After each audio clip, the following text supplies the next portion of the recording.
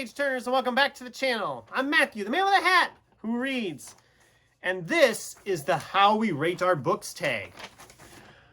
I wasn't going to do this tag yet. I wanted to find a nice sci-fi themed tag for Sci-Fi September, and I have been unable to find one that I haven't already done. The only one I've been finding is the Astonishing Sci-Fi tag, which I did last year. So if you know of any sci-fi themed booktube tags, send them my way. Let me know about them. Give me a link to them or whatever.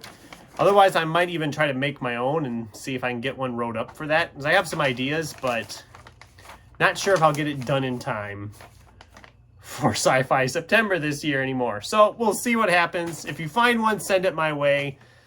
And if I get mine done, cool. Anyway, let's go on to this. I was not tagged to do this tag, but I seen Sin at Sin's Book Nook did it, and she always does a bunch of great tags.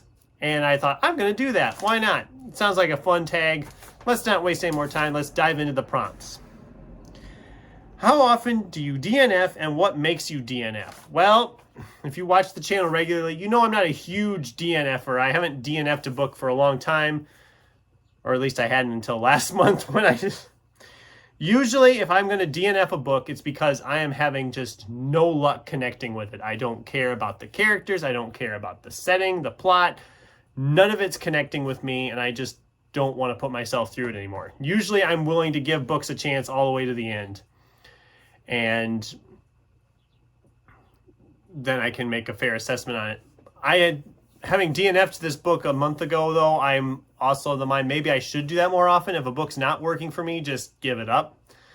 But I don't do it a lot. So, question 2, do you rate books 1 star? I have. I haven't this year yet that I can think of. I'll have to check after I film this. I'll put a little caption down here if there actually has been one, but I don't think there has. Usually, if I give a book a 1 star, it's because none of it worked for me. It's if I didn't DNF it, but looking back, I wish I had. Usually, I give it a 1 star. If I DNF a book, I usually try to find something positive. Like with Papa Show, I think I still gave it like either 2 or 3 stars, even though I DNF'd it, because technically I liked some things they were doing. I liked a lot. There was some beautiful things about it, but it just didn't work for me as a whole. So I don't know. If I give books a 1 star, I feel they've earned it. They usually are really, really bad in one way or another. Either they're just incompetent writing, or the story is full of plot holes, or something. It's usually something that they're really bad. Prompt 3, what is a 2-star book to you? A 2-star book is usually a book that I thought was just okay. I mean, I'm just kind of meh on it. It wasn't necessarily awful, but it's a book that I read, I never have to read again. Usually is kind of how I look at that.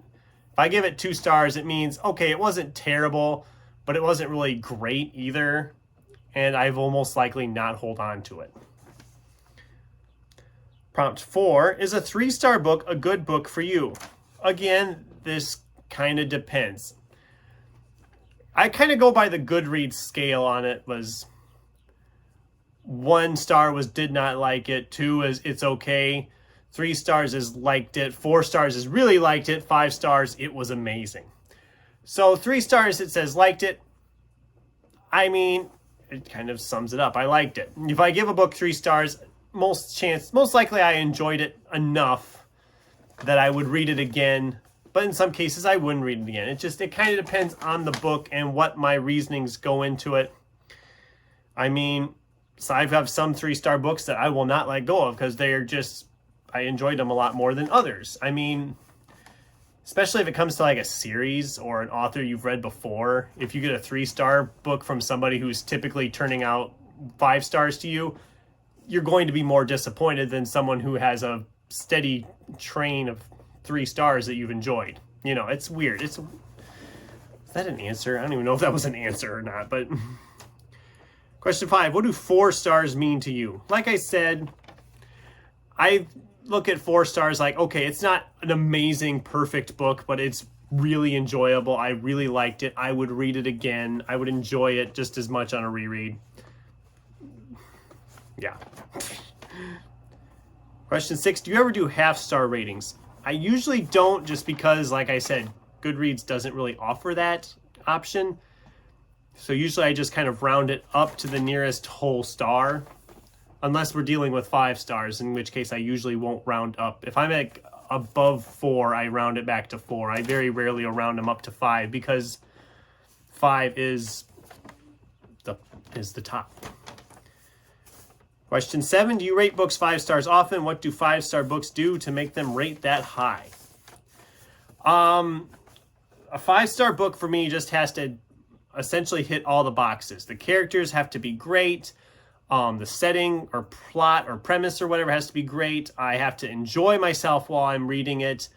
And I also look at how likely am I to pick it up again. If I finish a book and I've just loved everything about it, and I would love to read it again right then, it's getting 5 stars.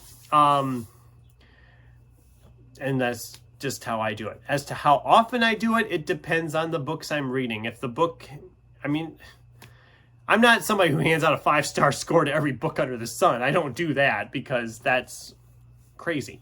But, and I know some people that do that, and that's fine. If it works for them and they enjoy everything they read, that's great. Some people do that. They read only things they enjoy. I will read a lot of different things, and if it doesn't work for me, it doesn't work. But if it does and it surprises me, that makes it all the better.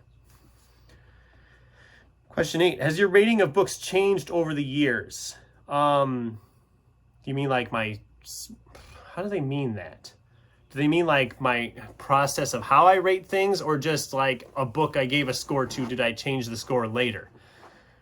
Because I don't think my rating scale has changed all that much, but I have changed my rating on some books when I reread them. The last Harry Potter book comes to mind. Cursed Child, that was pretty bad. There was a Ted Dekker one I read here a couple years ago. I reread a couple years ago, and it didn't work for me on the reread. So yeah, I think they do change over time, but not necessarily my scale. And then the final question, where do you record your book ratings? I've mentioned it a few times in this video. I do it all on Goodreads. If you want to see what I thought of a certain book that I've read, just go to my Goodreads. You'll find it there. If you dig into it, it's there somewhere. So, and that was the How We Rate Our Books tag. I hope you enjoyed this tag. I'm not going to tag anybody because I don't know who's done this tag and who hasn't. If you feel like doing it, feel free. In the meantime, thanks for watching, and until next time, keep turning pages.